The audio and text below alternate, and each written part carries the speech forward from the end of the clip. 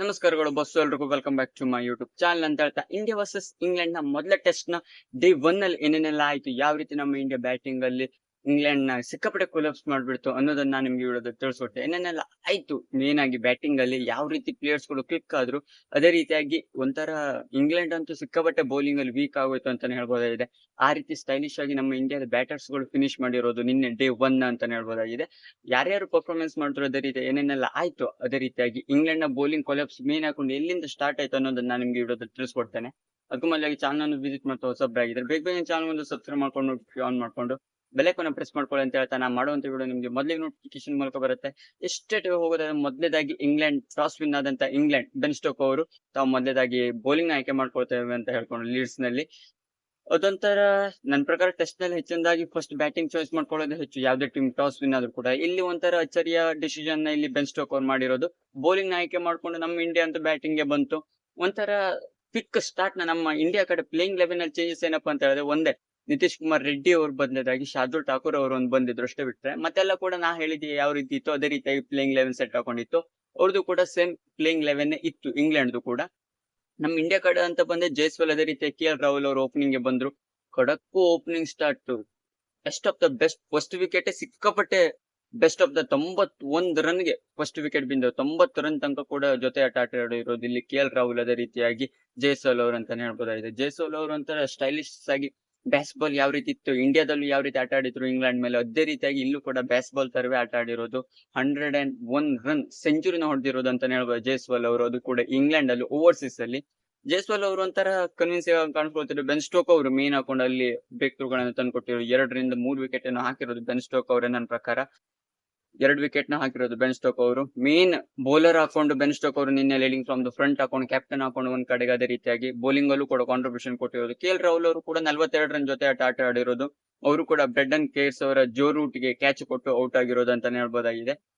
KL Rahul ಅದೇ ರೀತಿಯಾಗಿ ಜೈಸ್ವಾಲ್ ಅವ್ರ ನಂತರ ಏನಾಯ್ತು ಪಾರ್ಟ್ನರ್ಶಿಪ್, ಸಾಯಿ ಸುದರ್ಶನ್ ನನ್ನ ಪ್ರಕಾರ ಕ್ಲಿಕ್ ಆಗ್ತಾರೆ ಅಂತ ಅನಿಸ್ತಿತ್ತು. ಆದ್ರೂ ಕೂಡ ನಿನ್ನೆ ಡಕ್ಔಟ್ ಆಗಿರೋದು ಮೀನ್ ಹಾಕೊಂಡು. ಸಿಂಗಲ್ ಡಿಜಿಟ್ ಅವ್ರದ್ದು ಕೆರಿಯರ್ ಅಲ್ಲೇ ಇಲ್ಲ.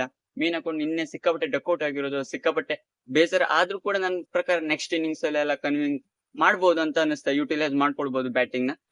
ಅದೇ ರೀತಿಯಾಗಿ ಶುಭ್ಮನ್ ಗಿಲ್, ಅದೇ ರೀತಿ Rishabh Pant, as captain and vice captain ಗಳ ಜೋಡಿ ಯಾವ ರೀತಿ ಆಟ ಆಡ್ತು ಅಂತ ಹೇಳಿದ್ರೆ ನಮ್ಮ ಇಂಡಿಯಾ ಮೇನ್ ಹಾಕೊಂಡು ಮಿಡ್ಲ್ ಆರ್ಡರ್ ಅಲ್ಲಿ ಕೊಲಾಪ್ಸ್ ಆಗ್ತಿತ್ತು. ಆದ್ರೆ ಇಲ್ಲೊಂಥರ ಎತ್ಕೊಂಡು ಹೋಗಿರೋದು ಇಲ್ಲಿ ಗಿಲ್, ಅದೇ ರೀತಿಯಾಗಿ ರಿಷಬ್ ಪಂತ್ ಅಂತಾನೆ ಹೇಳ್ಬೋದಾಗಿದೆ. ಕ್ಯಾಪ್ಟನ್ ಅದೇ ರೀತಿಯಾಗಿ ಉಪನಾಯಕ ಯಾವ ರೀತಿ ಆಟ ಆಡಿದ್ರು ಅಂತ ಹೇಳಿದ್ರೆ ಸಾಲಿಡ್ ಇಂಗ್ಲೆಂಡ್ ನ ಸಾಕಬೇಕ ಮಾಡ್ಬಿಟ್ರು ಅಂತಾನೆ ಹೇಳ್ಬೋದು. ಅವ್ರದ್ದು ಮೇನ್ ಹಾಕೊಂಡು ಪೇಸ್ ಅಟ್ಯಾಕ್ ಅಲ್ಲಿ ಅಷ್ಟೊಂದು ಮಾರ್ಕ್ ವುಡ್, ಕ್ರಿಸ್ ವೋಕ್ಸ್ ಅಷ್ಟೇ ಬಿಟ್ರೆ ಮಾರ್ಕ್ ವುಡ್ ಅವ್ರು ಇತ್ತಿತ್ತು ಅದೇ ವಿಕೆಟ್ ಟೇಕರ್ ಮೇನ್ ಹಾಕೊಂಡು ಅವರಾಗಿದ್ದು. ಅದೇ ರೀತಿ ಜೋಫ್ರಾ ಆರ್ಚರ್ ನ ಹಾಕೊಂಡು ಬರ್ದೇ ಇರೋದು ಅವ್ರು ಮೇನ್ ಥ್ರೆಟ್ ಆಗಿದೆ ಅಂತ ಹೇಳ್ಬೋದಾಗಿದೆ.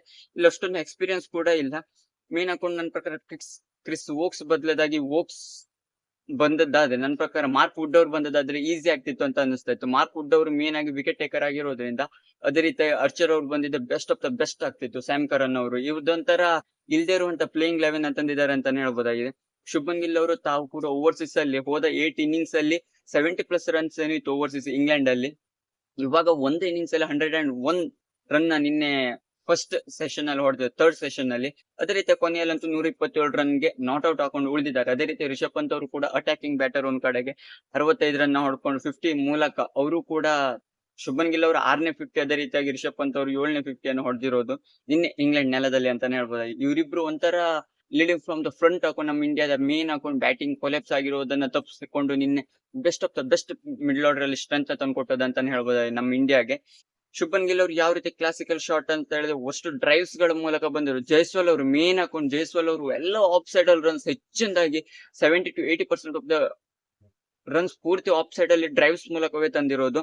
ಅದೇ ರೀತಿ ರಿಷಬ್ ಪಂತ್ ಅವರು ಅಂತ ಹೇಳೋದೇ ಬೇಡ, ಡೌನ್ ದ ಗ್ರೌಂಡ್ ಅವ್ರದಂತರ ಅಟ್ಯಾಕಿಂಗ್ ಬ್ಯಾಟರ್ ಅಂತಾನೆ ಹೇಳ್ಬೋದಾಗಿದೆ. ಇವ್ರ ಕಡೆ ನೋಡ್ತಾ ಇರೋದಾದ್ರೆ ಬೆನ್ ಸ್ಟೋಕ್ ಅವ್ರ 2 ವಿಕೆಟ್, ಅದೇ ರೀತಿ ಕ್ಯಾರ್ಸ್ ಅವರು 1 ವಿಕೆಟ್ ಹಾಕಿರೋದು. 3 ವಿಕೆಟ್ ನಮ್ಮ ಇಂಡಿಯಾದು ನಿನ್ನೆ 85 ಓವರ್ಸ್ ಅಂದ್ರೆ 90 24 ಎಕ್ಸ್ಟ್ರಾ ಕೊಟ್ಟಿರೋದ್ರಿಂದ ಇಂಗ್ಲೆಂಡ್ 85 ರನ್ 90 ಓವರ್ಗೆ 1 ಡೇ ಆಗ್ತಿತ್ತು. 85 ಓವರ್ಗೆ ನಿನ್ನೆ ಸ್ಟಂಪ್ಸ್ ಆಗಿರೋದು. 359ಕ್ಕೆ 3 ವಿಕೆಟ್. ನನ್ನ ಪ್ರಕಾರ ಇವತ್ತು ಫುಲ್ ಬ್ಯಾಟಿಂಗ್ ಆಟ ಆಡ್ಬೇಕು ನನ್ನ ಪ್ರಕಾರ. ಲಾಸ್ಟ್ ಥರ್ಡ್ ಸೆಷನ್ ಹತ್ರ ಡಿಕ್ಲೇರ್ ಕೊಟ್ಟರು ಕೂಡ ಇವತ್ತೆಲ್ಲ ಎಷ್ಟು ಆಲ್ ಔಟ್ ತನಕ ಹೋದ್ರು ಕೂಡ ನಮ್ಮ ಇಂಡಿಯನ್ ಟೀಮ್ ಅಲ್ಲಿ ತನಕ ಕೂಡ ಬ್ಯಾಟಿಂಗ್ ಆಟ ಆಡ್ಬೇಕು ಅಂತ ನನ್ನ ಪ್ರಕಾರ ಅನ್ಸುತ್ತೆ. ಯಾಕಪ್ಪ ಅಂತ ಹೇಳಿದ್ರೆ ಸೆಕೆಂಡ್ ಪಿಚ್ ನನ್ನ ಪ್ರಕಾರ ಹೋಗ್ತಾ ಹೋಗ್ತಾ ಸ್ಲೋ ಆಗುವಂತ ಸಾಧ್ಯತೆ ಇದೆ ಇಲ್ಲಿ ಇಂಗ್ಲೆಂಡ್ ನ ಲೀಡ್ಸ್ ಪಿಚ್ ಅಂತ ಅನ್ನಿಸ್ತಾ ಇದೆ. ನೋಡೋಣ ಯಾವ ರೀತಿ ಆಟ ಆಡೋದಂತ. ಒಟ್ನಲ್ಲಿ ನಿನ್ನೆ ನಮ್ಮ ಇಂಡಿಯಾದ ಬ್ಯಾಟಿಂಗ್ ಅಂತೂ ಸಾಲಿಡ್ ಹಾಕೊಂಡಿದ್ದೆ. ಯಾರ್ಯಾರು ಕ್ವಶನ್ ಅಲ್ಲಿ ಇಟ್ಟಿದ್ರಿ ಯಂಗ್ ಟೀಮ್ ಏನ್ ಮಾಡತ್ತೆ ಅಲ್ಲಿ ಇಂಗ್ಲೆಂಡ್ ಅಲ್ಲಿ ಓಪನ್ ಇನ್ಎಕ್ಸ್ಪೀರಿಯನ್ಸ್ ಇರುವಂತ ಟೀಮ್ ಅಂತ ಕೇಳಿದಾಗ, ಇಲ್ಲಿ inexperience leading from the front ಹಾಕೊಂಡು ಇಂಗ್ಲೆಂಡ್ ನ ಡಾಮಿನೇಟ್ ಮಾಡಿದೆ ಅಂತಾನೆ ಹೇಳ್ಬೋದಾಗಿದೆ. ಇದಿಷ್ಟು ಇಂಗ್ಲೆಂಡ್ ಅದೇ ರೀತಿಯಾಗಿ ಇಂಡಿಯಾ ನಡುವಿನ ಡೇ 1 ಟೆಸ್ಟ್ ಅಲ್ಲಿ ಏನೇನೆಲ್ಲ ಆಯ್ತು ಅಂತ ನಾನು ನಿಮ್ಗೆ ತಿಳಿಸ್ಕೊಟ್ಟಿದ್ದೇನೆ. ನಿಮ್ಗೆ ವಿಡಿಯೋ ಇಷ್ಟ ಲಕ್ಷ ಕಮೆಂಟ್ ಮಾಡಿ. ಇನ್ನು ಹೆಚ್ಚಿನ ಕ್ರಿಕೆಟ್ ಇನ್ಫಾರ್ಮೇಶನ್ ಗೋಸ್ಕರ ಬೇಗ ಚಾನಲ್ ಸಬ್ಸ್ಕ್ರೈಬ್ ಮಾಡ್ಕೊಳ್ಳಿ ಅಂತ ಹೇಳ್ತಾ ಸಿಗೋಣ ಮುಂದಿನ ವಿಡಿಯೋದಲ್ಲಿ.